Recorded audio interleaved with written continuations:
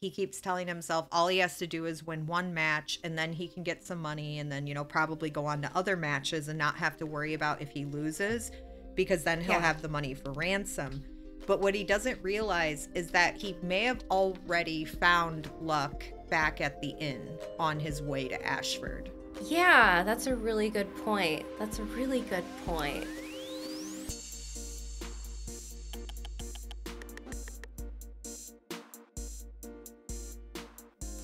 Hello and welcome back to the channel. Amber here, joined by my wonderful, marvelous co-host Laura, getting into some book stuff with me today, and we are talking about The Hedge Knight by George R.R. Martin, the first novella in A Knight of the Seven Kingdoms. Laura, how are you feeling about this one? I'm really enjoying it, honestly. For it only being a little over 100 pages as a story, I've really enjoyed it. It kind of reminds me of how much I enjoyed the short stories from The Witcher. Ah, well, you barreled through these. Yeah. Like, I was surprised. You're like, I'm starting it. And then the next day you're like, oh, I'm on the second one. Yeah, and I mean, honestly, I had to stop. I probably could have gotten through this whole book in one day. I was that invested in it. If it weren't for me being like, come, let's record. Yeah, if it weren't for you saying let's record, I would have gotten through the whole thing. But I didn't want to go too far in because I was like, I'm going to end up getting parts of the stories jumbled if I indulge them all at one time. How do you like the characters of Dunk and Egg? Like, how do you, comparing it to Game of Thrones or A Song of Ice and Fire? You know, it's kind of a matchup that I hadn't necessarily thought of wanting, but I'm really glad that it happened. I really enjoy how different they are as characters, but how well they mesh together and create like this cohesive unit between them. Yeah, I always talk about them having kind of like this buddy cop energy. Yes. They They do. Feels like sitcom-y in a way because Egg is he's a delightful character, but I just love how sassy he is. And he's smart.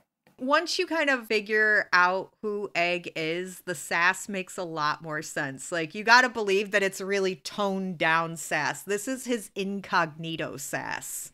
So imagine what his I am a prince of the Targaryen household kind of sass would look like. Yeah. With the adaptation coming out, look, when they announced House of the Dragon, I was like, that's not the right choice. You want Dunk and Egg. You want a Knight of the Seven Kingdoms. That's the story that you want. That has the most gems in it, I feel like. Out of all of the other ideas for adaptations, I feel like this is the only one that has really, really solid source material that lends to a good adaptation. This really does lend to an excellent adaptation. Within the universe, it's one of the few things that's written as a whole. Right. And it's really easy, really accessible to read. Like, I'm a huge, huge fan of these. I don't think there's anything else that George R.R. Martin has written that has pulled me in as much as A Song of Ice and Fire as these short, little novellas. It's not the same, but it's still like so easy to consume and just burn through. Yeah, I do enjoy how George is kind of filling in the time gaps here.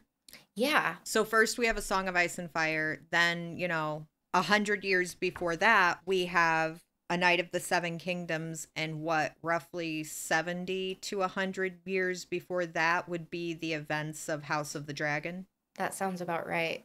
I actually really enjoyed the moment when Dunk and Egg first met. That first interaction they had at the inn on Dunk's way to Ashford. He meets Egg and Egg's like in the river, muddy, running his mouth.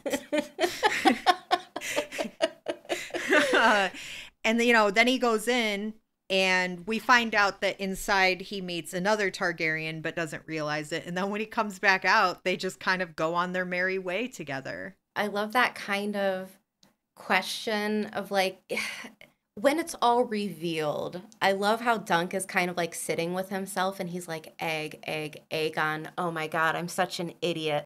How did I not see this? He has such a cute personality for a character where like he's really giving himbo energy. Yeah. He's kind of like, he's not the brightest, but he's like a big, tough dude. But he's empathetic. And like when he first meets Egg, and he's got like up to his knees in mud and everything. And he's kind of just like, oh, you know, like this poor kid, like the sassy, poor little kid. This poor little stable boy.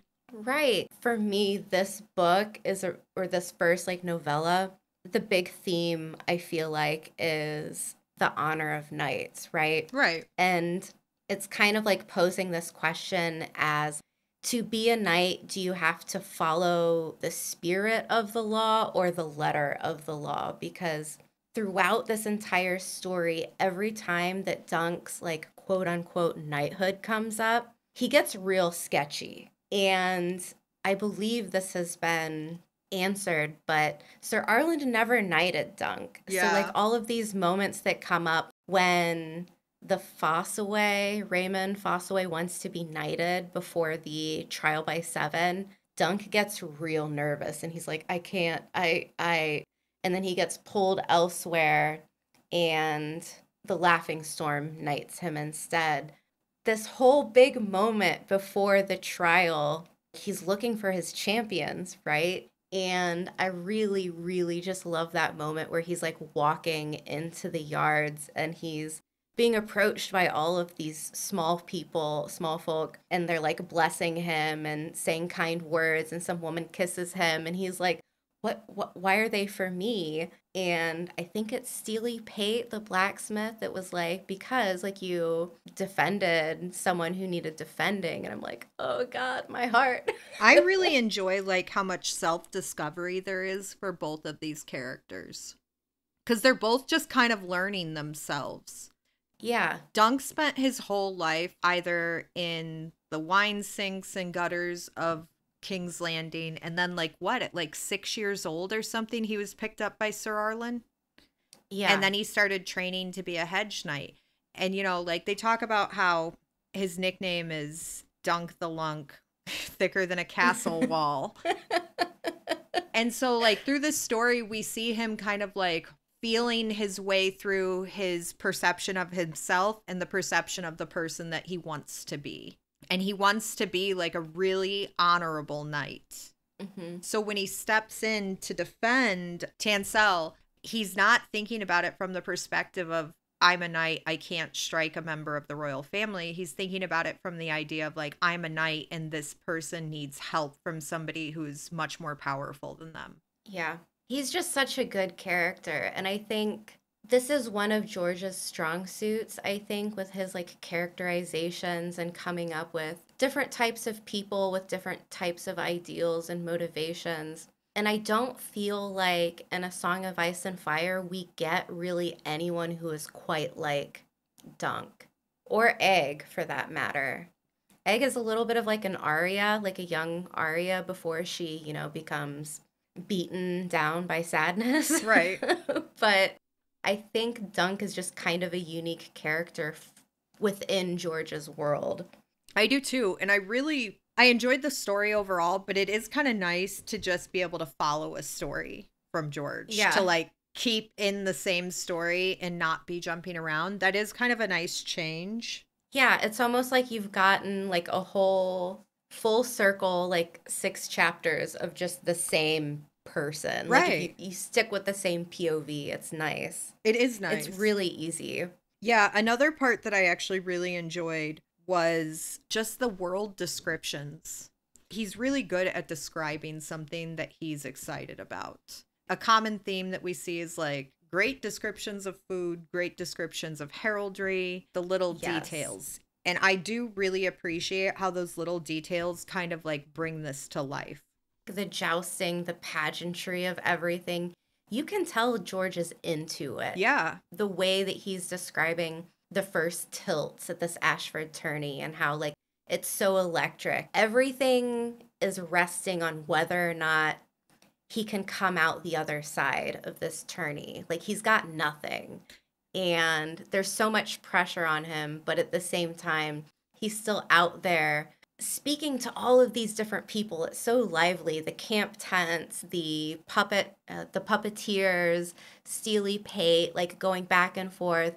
This is just for me, but personally, when you introduce characters who just have like a lot of affection for their animal and the way that Dunk is feeling about having to sell Chestnut. Or is it Chestnut or He sells Sweetfoot? Sweetfoot at the tourney. Sweetfoot. Yeah. And I'm just like, man, like, he's a good guy. He's so attached to this horse. Yeah. Uh, Yeah, and then he promises to come back and buy Sweetfoot when he wins, even though he knows that she'll probably cost double what he sold her for. That, yeah. yeah. How can you not love that? Right? Something else that I just thought of that George loves to describe in detail is horses. He really does. Like eyes rolling back in their head, nostrils flaring. I Yeah. don't know how many times I read nostrils I always flaring. know what color the horse is and what its breed is, whether it's a blood bay destrier or a wild gray stallion or a ale brown palfrey. You know, you always know. But Yeah. moving on from that, does your version of the book, does it have the illustrations too? Yeah. I actually really enjoyed the smattering of illustrations in this book. Do you have a favorite one? I have a favorite one. Which one is your favorite? It's the one where Egg is revealing himself and he's holding back the crowd. Ah, see, I really like a couple of them. Is yours the one on page 64? It's right after Tancel gets her finger broke and all hell ensues. I actually really like that scene solely because Egg goes kind of nuts there and then proceeds to go on a sort of tirade about his brother to anyone who will listen, which is fair. It's deserved. Yeah. Oh, I see which one you're talking about. I really enjoyed that part of the book because the Kingsguard are there and then Egg's like, you can't do anything to me. I really like one of the ones right after that. It's where Dunk is in the cell and Egg comes in all dressed in his finery and has to kind of explain himself for everything. He has to apologize. Yeah, you know how Dunk is kind of betting on luck this whole time? He keeps telling himself all he has to do is win one match and then he can get some money and then, probably go on to other matches and not have to worry about if he loses because then he'll Yeah. have the money for ransom. But what he doesn't realize is that he may have already found luck back at the inn on his way to Ashford. Yeah, that's a really good point. That's a really good point. Because Like this he really didn't does. realize it. Yeah, he doesn't realize how lucky he is to have befriended one of the Targaryen princes and a Targaryen prince that becomes very attached to him very quickly. And then, they go off on their own together. Off on their merry way.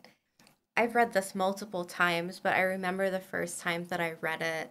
I think the most shocking moment for me was when Baelor's helm is taken off Ooh, and girl. he starts like slurring his words. Were you expecting anything like that? No, no. In fact, I had to read that excerpt twice to make sure I was reading what I thought I was reading.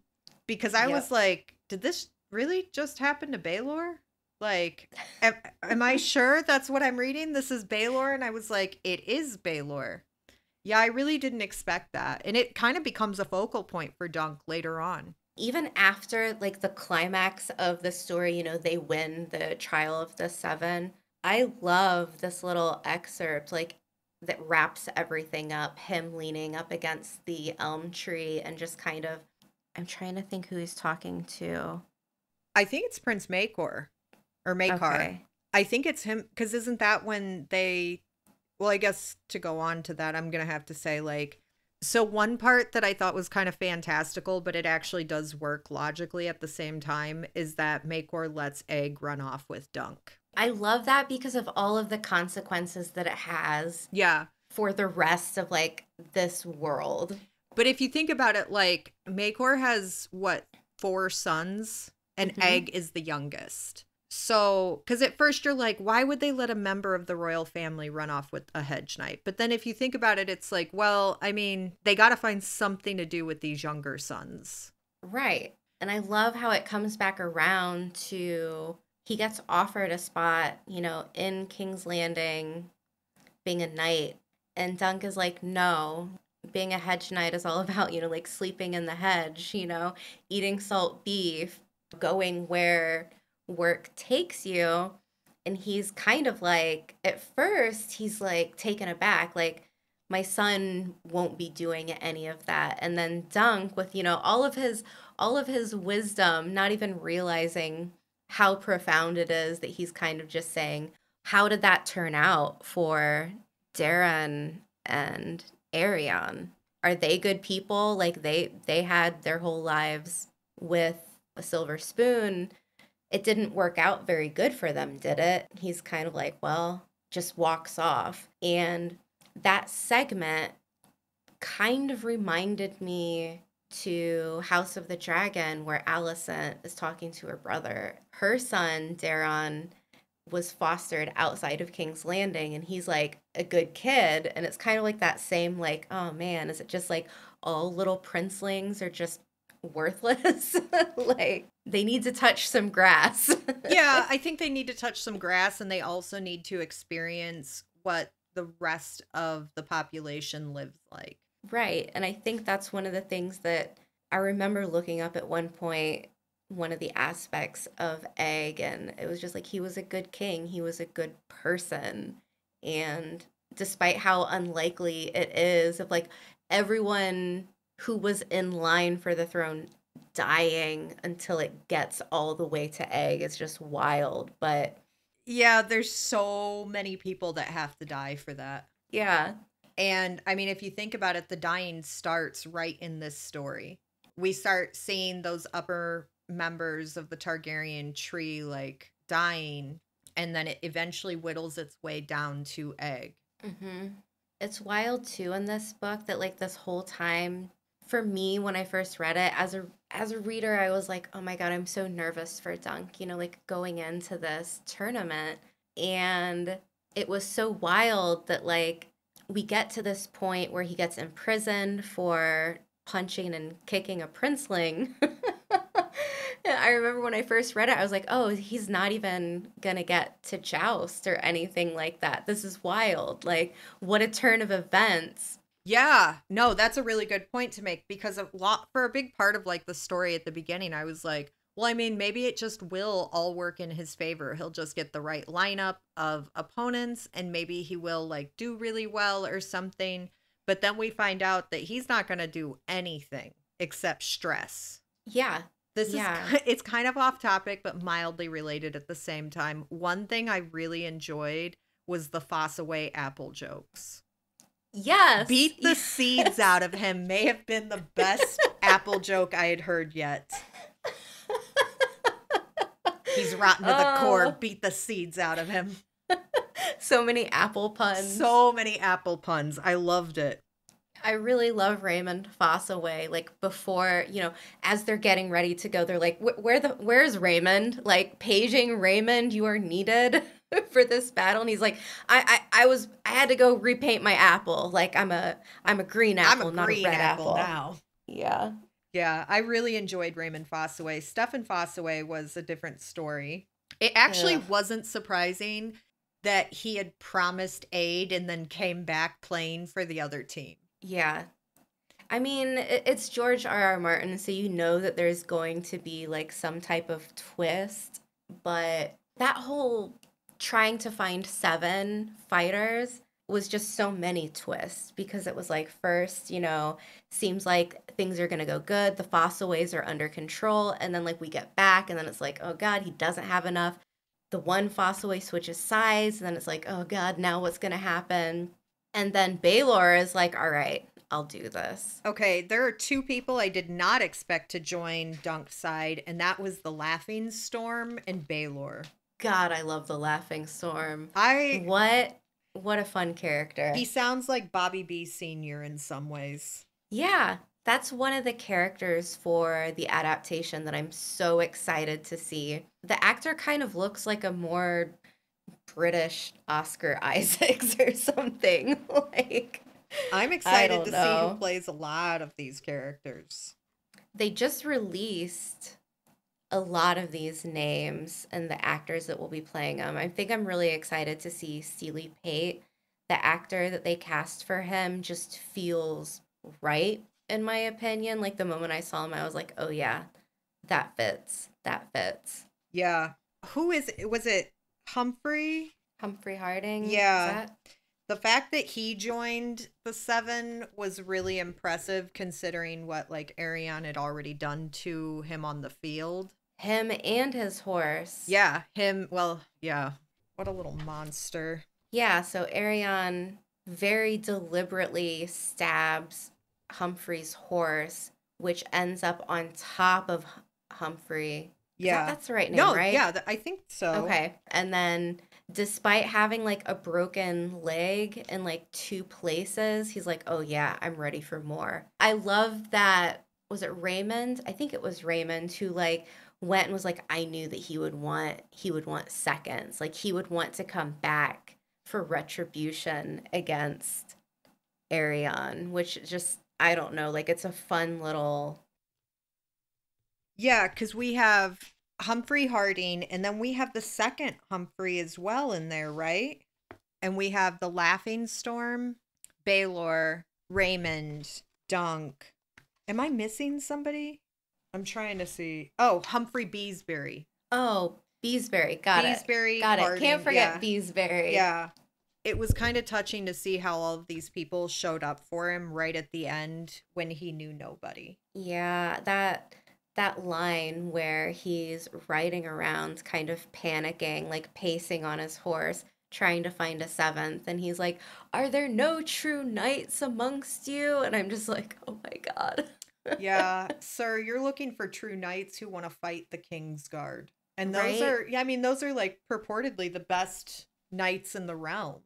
I think the way that the actual trial of the seven goes, like the actual action sequence of it, is just some of George's best writing. Like the way that it's described, the moment where everything starts and Dunk is just kind of like paralyzed in the stress of it all, but the horse takes off knowing like his horse has been in 50 battles or more, like just automatically knows right what to do. And then as soon as the horse takes off, Dunk is thinking like, okay, like my lance is just a finger, like it's a part of my arm. I just have to touch him with my finger. And the way that it's all written, it's such a like little masterclass of George doing what he does best. Yes. Yeah, that was a really well written fight. Yeah, and I mean there's really no like big political intrigue or anything like that. It's just like a really solid story moment where it's just like totally invested. You're dreading the outcome, you're dreading who might die even though you barely know any of the people he's fighting with except for just like a sprinkling of what has happened to them. You spend like a couple seconds with them, but you're immediately like very concerned what the outcome will be for all of his comrades here. Absolutely. Absolutely concerned for how it turns out for most of them. We end up with a member of royalty on Dunk's side, but on the other side is three members of the royal family, three Kingsguard, and then That shit Foss away. that little shit Fossaway, Stefan of the Stefan variety. Like, and Stefan couldn't be more excited to be over there. And I mean, who would Oh, blame yeah. him? Like, if you look at the starting roster, those three Kingsguard put some big, bulky weight into the fighting qualifications of that size. And then being royalty, goes a long way too. Because who really wants to commit an act of treason? Right. Right. I think what this moment does so well, besides, the actual action of it all, you've got many different characters from different, families and lines. And like you said, like the heraldry and all of that is just really great. But I think this story does a really good way of kind of connecting the Targaryens, like high upon high. Then you have like the lesser lords and ladies, and then you have the small folk like Dunk from Flea Bottom and these just, regular people in the crowd, the puppeteers, your Steely Pates. Like it's a really well done cast of characters from like all varieties of status. Yeah, there actually is like a really wide net cast across kind of like all walks of life because while we're at the tournament even we're seeing Tyroshi people there. Like he Yeah. really sets it up to be really rich and involve a lot of the history of Westeros in those moments. I would agree. I also like the short history lesson of how House Dondarrion started. Ooh, go into that because I don't remember it very well. Well, the story is that he was in Dorne and lightning struck two of his opponents down, leaving him the victor while still alive. And that's yeah. how House Dondarrion started and how it created Got their sigil. Yep, got their sigil for their banners. Yeah, this is just, man, like this is such a good time in the history of, Westeros, A Song of Ice and Fire, this world. It's connecting the events in Fire and Blood, and it's connecting the events in A Song of Ice and Fire. Like, it's right in the middle, like you said. But it's also, like, off to the side here, like, is when you start getting all of the stuff with the Blackfire Rebellion, which is kind of like going back to some of the stuff in Fire and Blood, like what happens when you've got a lot of these Targaryen bastards running around. And I think that is like infinitely interesting as something that's happening during this timeline. It is. But there is never any shortage of Targaryen bastards. As long as the Targaryens are out there, they're making bastards. right? Right? It's just, I don't know. I'm so excited to be covering these novellas with you just because I don't know a ton of people in, like A Song of Ice and Fire, like fandom. So it's like, it's me and you. Yeah. Like, yeah. It's really me and you. And I mean, I don't get to cover this type of stuff very often because I don't know that many people that want to cover it. I mean, I am looking to reread all of the A Song of Ice and Fire books, and this has got to be one of my favorite universes of fantasy. It's so boundless, and every time I read things from it, I'm like, man, I just love this. Yeah. I mean, it's nice to go back to something that's not A Song of Ice and Fire because after the show, and, that coupled with the fact that George might not finish the story, it's nice to have these stories that are very self-contained where it's like we've got an ending. Like there's no like I don't know, there's no real like mystique around them. It's just like solid there, you can finish it and you're not like left with all of these questions. There's no cliffhangers, there's no theories to create their complete stories. Now don't get me wrong, I do love the theory crafting aspect of A Song of Ice and Fire. It never ceases to entertain me, and I don't know if it ever will. But it, like you were saying, it's really nice to have complete stories to read. Yeah.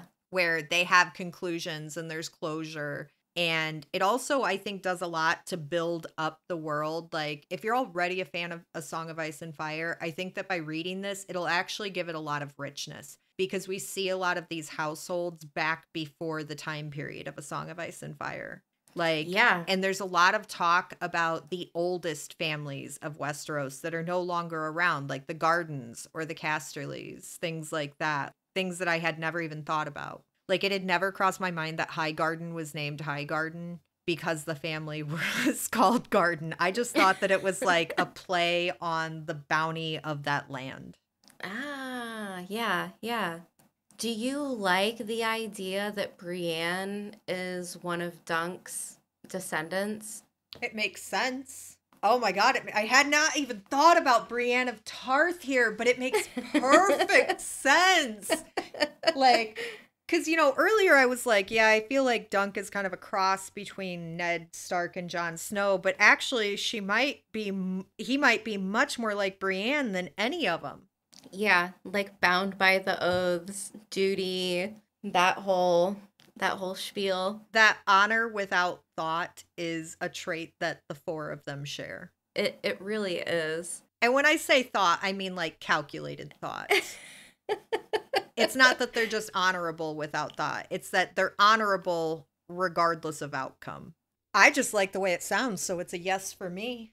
I'm curious if I'm confusing this with the show, but doesn't Sir Duncan the Tall become a Kingsguard member?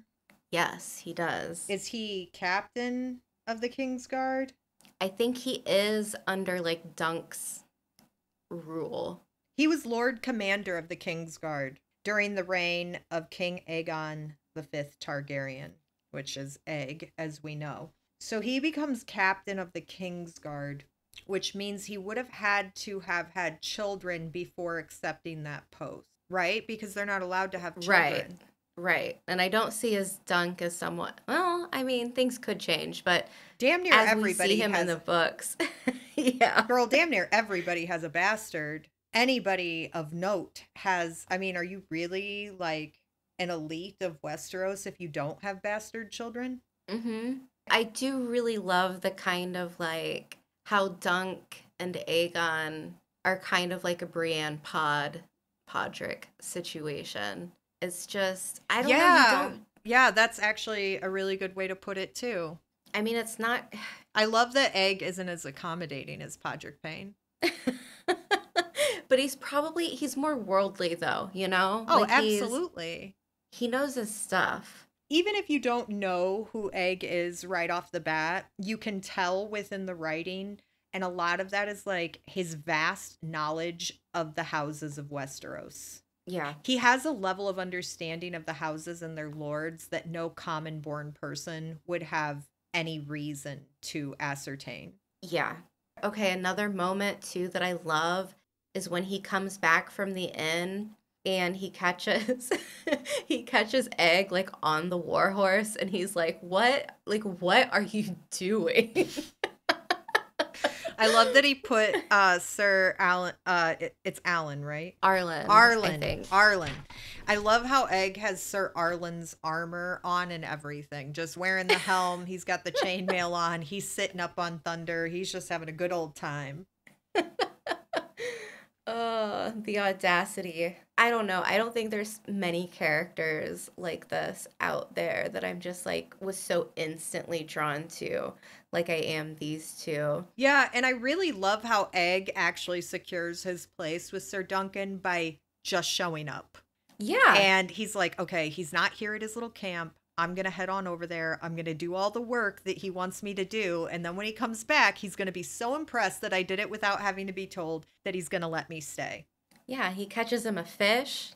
He's cooking a fish when he gets there. I think it's amusing how Dunk doesn't question Egg's fear of being in the castle because he just assumes it's from being lowborn. Yeah.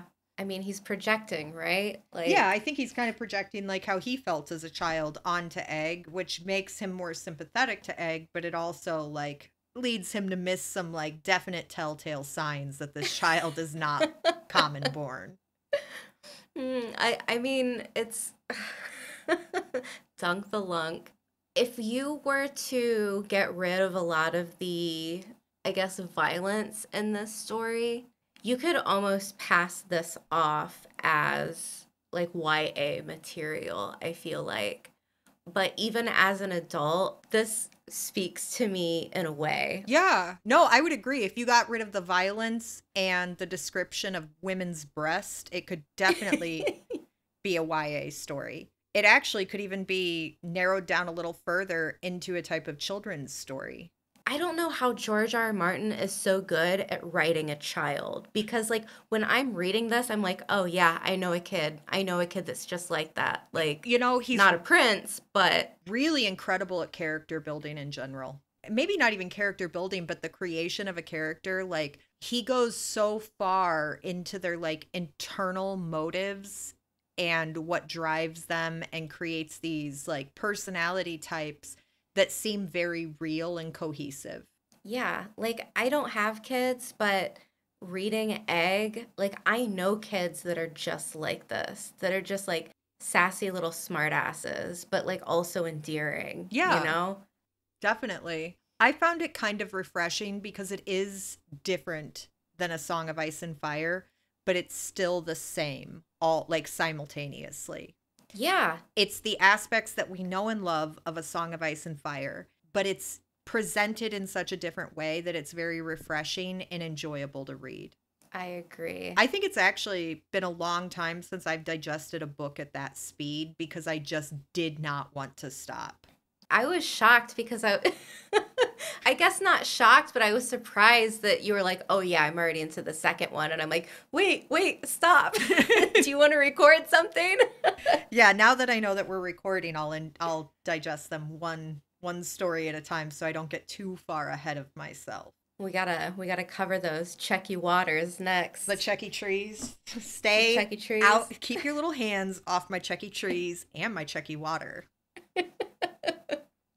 What you doing in my Checky waters? I'm excited to cover the second story because there is kind of like laughable material in the Sworn Sword. And not that it's like just unserious or doesn't make sense, but there's just like these little aspects that I find really humorous that are just basically there as a point of somebody's personality. It's not as dramatic as the first story. Like the first story is super tense, I feel like. The next one you can kind of you can relax a little, and now you're at the point where you're like, well, I mean, I guess I know this goes well at the end for them, but I need the meat of the story, like fill in all of the adventures that they have together and the way that they like learn and grow as people together. Because honestly, Dunk isn't very old when this all starts out. No. And he's not even No. fully sure of how old he is. He just knows that he's in like his mid to late teens. Yeah. And what, Aegon's like 10? If that, yeah. Yeah. Like Something like that. 8 to 10 in these stories. Yeah, that's probably what I would say. Like Dunk's enough of an adult that like, you know, he can watch over Egg, but they're both children in some senses. Yeah, absolutely. In this story, in the Hedge Knight, he's talking about he's never been with a woman. Sir Arlan at one point got drunk and was like, "I'm going to take you to the brothel," and then wakes up sober and forgets that he even said it. Girl, Sir Arlan wouldn't pay for an inn. I do not see that man paying for sex workers. Like,